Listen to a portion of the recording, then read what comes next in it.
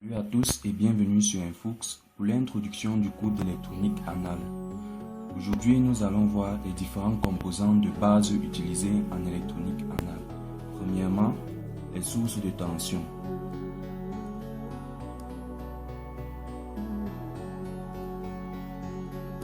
Il faut savoir que les sources de tension, on distingue deux types de sources de tension. Les sources de tension continues. Les sources de tension continue qui sont représentées comme ceci, généralement V de CC. Ceci représente la borne positive et ça la borne négative avec le sens de la tension qui va comme ceci. Quand le sens de la tension est orienté comme ceci, ceci signifie qu'il fournit un courant qui part également dans ce même sens. Bien, on peut représenter sa courbe comme ceci. Donc, V de CC évolue en fonction du temps en secondes comme ceci. Le temps, en fonction du temps, on constate que V de CC reste constant. Donc, ceci prouve bien que c'est une tension continue et qui s'exprime en volts. Bien, on a également des sources de tension plutôt alternatives.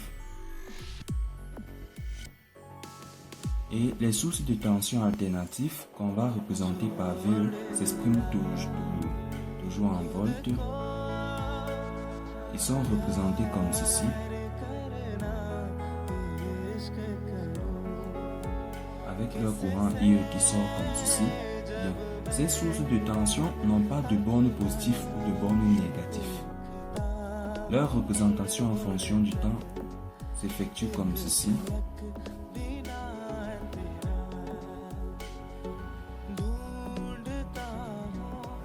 Bien. On constate que en fonction du temps, cette tension varie. Ça veut dire que à l'instant peut-être si on est ici à 0, à l'instant peut-être 0,1 seconde, l'expression de VE a changé. À l'instant 0 seconde, VE est égal à 0. Ensuite, à l'instant 1 seconde peut-être, qui peut être peut-être ici, on constate que VE est devenu négatif. Bien, ces expressions VE de tension alternative, on note ces paramètres. Ces paramètres sont on a V maxi ici et moins V maxi. Ceci signifie que à un instant donné, la valeur VE va prendre la valeur la plus maxi. Donc VE sera le plus maximal possible. Ensuite, il va continuer à descendre jusqu'à un certain instant. Il sera le plus minimal possible. Donc on parle de moins V maxi. Bien, on constate que VE va se répéter comme ceci, identiquement à chaque fois. Donc, il va répéter ce cycle-ci à chaque fois. D'où on va appeler tout ce cycle-ci la période T. Cette période T, donc, est à l'origine de ce que généralement plusieurs d'entre vous ont entendu parler de fréquence. La fréquence est tout simplement égale à l'inverse de la période. Il s'agit de quoi concrètement? La fréquence, par exemple, la fréquence délivrée au Cameroun est de 50 Hz. Ceci signifie tout simplement que votre lampe va s'allumer et s'éteindre 50 fois par seconde. Essayons de comprendre ce phénomène. Bien, si on y va comme ceci, la fréquence, elle se répète, la période, elle va se répéter, le signal va se répéter n fois. Supposons que tout ceci, jusqu'ici, c'est une seconde comme ceci. Bien, ce signal, voici une période, 2 périodes, 3 périodes, 4 périodes, 5 périodes, 6 périodes, 7, 8, 9, 10. Jusqu'à arriver à une seconde, on aura compté comme ça 50 fois. Donc, ceci signifie donc que 1 sur la période, donc 1 sur la période, donc la période qui va se répéter identiquement, le signal qui va se répéter identiquement à lui-même va se répéter comme cela 50 fois durant une seconde. Voilà pourquoi on dit que la fréquence c'est 50 Hz. Donc ceci signifie tout simplement que le signal est en train de se répéter comme ceci 50 fois durant une seconde. Bien, par conséquent donc on exprime l'expression par VE qui sera égal à 1 V maxi sinus de θ. Bien, V maxi qui représente la valeur maximale du signal, comme on l'a dit précédemment. Donc, à un instant donné, le signal sera maxi. Donc V maxi, et ce V maxi s'exprime en volts et est égal tout simplement à racine de 2 fois V efficace. On a également sinus de θ. Θ qui est égal à oméga t. Donc, on peut encore exprimer l'expression de V en disant que VE, c'est racine de 2 V maxi sinus de oméga t. Oméga qui est la pulsation. Oméga est égal à 2pi f, comme ceci. Donc, oméga qui est égal à 2pi f s'exprime en radians par seconde. Donc, oméga s'exprime en radians par seconde. Bien, c'est tout pour l'instant pour les sources alternatives. On a également d'autres composants. On a également les sources de courant. Bien, les sources de courant, on va noter I et on va l'exprimer en ampères. Une source de courant est modélisée comme ceci. Le courant I qui sort ici, comme ceci. Bien, une source de courant ne possède pas de tension à ses bornes et ne fournit que son courant. Bien. On a également d'autres composants tels que la résistance. Il faut savoir qu'une résistance se modélise comme ceci et son rôle est de créer tout simplement une chute de tension à ses bornes. Donc, elle va aspirer un courant ici I et va créer une chute de tension qu'on va appeler UR. Il faut comprendre selon la loi d'Ohm que UR, la tension aux bornes d'une résistance, est égale à la résistance multipliée par le courant qui est en train de traverser cette résistance. On va également parler d'un autre composant, le condensateur. Le condensateur, on va l'exprimer par C, on va essayer de le caractériser par C et son unité sera en farad, comme ceci. Bien, il se représente comme ceci. Voici l'expression, voici le symbole d'un condensateur. À ces bornes également, il va créer une chute de tension qu'ici on va appeler UC. Quand il va absorber un courant que nous allons appeler IC, et XC, c'est tout simplement sa résistance capacitive. Donc XC, c'est sa résistance interne. Bien. Il faut savoir que le fonctionnement d'un condensateur est un peu complexe et sa résistance interne XC est égale à 1 sur J de C oméga, comme ceci. On peut essayer de l'exprimer sous la formule algébrique Z. Or, on sait que l'expression sur une formule algébrique est égale à Z de A plus J de B. Donc, on peut essayer de l'exprimer comme cela. En renvoyant J vers le haut, on obtient moins ici. Donc, si je multiplie ici par J et je multiplie le numérateur par J et le dénominateur par J, les J multiplié par J, cela fait moins 1. Donc, on obtient ici moins J sur C oméga, comme ceci. Et bien, cette expression-ci est sous la forme Z qui est égale à A plus J de B. Donc, l'expression tout simplement de la résistance interne du condensateur que voici est sous la forme algébrique que voici. On peut essayer de l'exprimer sous la forme polaire. Sous la forme polaire, donc, pour exprimer une équation sous la forme polaire, on doit d'abord déterminer le module qui est égal à A au carré plus B au carré, comme ceci. Or, A de notre condensateur c'est 0, donc on va avoir le module de XC donc qui sera égal tout simplement encore à 1 sur C oméga. Il reste maintenant à déterminer son argument. Or, quand on est en forme pour déterminer l'argument, on va voir que cosinus de θ pour déterminer l'argument sera égal ici à la partie réelle divisé par le module, et sinus de θ sera égal à la partie imaginaire divisé par le module. En appliquant ça ici, on trouve cosinus de θ. La partie réelle de notre condensateur c'est 0. La partie imaginaire, sinus de θ, donc la partie imaginaire c'est tout ceci. Donc c'est moins 1 sur C oméga divisé par 1 sur C oméga par le module, ce qui nous donne moins 1. Par conséquent, on trouve l'angle qui nous donne un cosinus 0 et un sinus moins 1, c'est tout simplement moins pi sur 2. Par conséquent, on trouve notre forme polaire qui sera égale tout simplement au module donc à 1 sur C oméga, l'argument moins pi sur 2 comme ceci.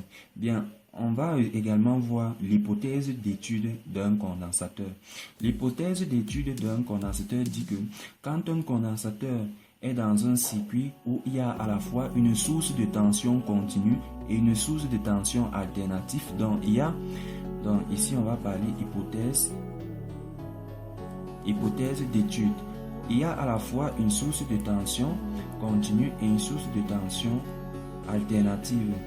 Bien, on suppose que quand c'est la tension, donc premièrement, quand c'est la tension continue qui va alimenter le circuit suivant la loi de superposition, bien, le condensateur va se comporter comme un circuit ouvert. Donc, quand c'est cette tension continue qui alimente le circuit, on considère que le condensateur se comporte comme un circuit ouvert.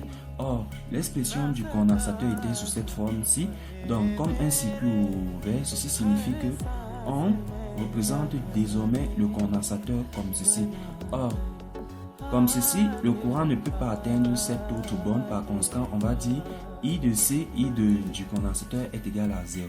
Quand c'est plutôt la tension alternative qui alimente le circuit selon la loi de superposition, le condensateur va se comporter comme un court-circuit. Donc, notre condensateur qui était modalisé comme ceci va devenir un court-circuit. U c'est comme ceci. Ceci signifie tout simplement que U c'est la tension à ces bornes est désormais nulle. Bien, on va également étudier un autre composant, l'inductance. L'inductance se donne en Henry. Et l'inductance se modélise comme ceci.